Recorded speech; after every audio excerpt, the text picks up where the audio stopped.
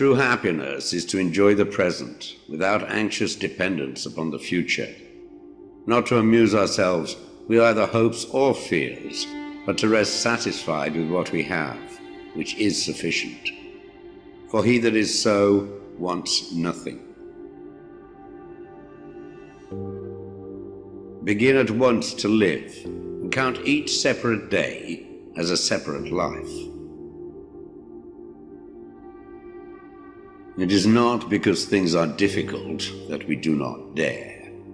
It is because we do not dare that things are difficult.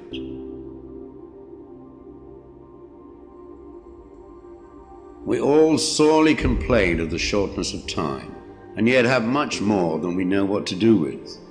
Our lives are either spent in doing nothing at all, or in doing nothing to the purpose, or in doing nothing that we ought to do. We are always complaining that our days are few, and acting as though there would be no end of them. A gem cannot be polished without friction, nor a man perfected without trials. The bravest sight in the world is to see a great man struggling against adversity. Every night, before going to sleep, we must ask ourselves, what weakness did I overcome today? What virtue did I acquire?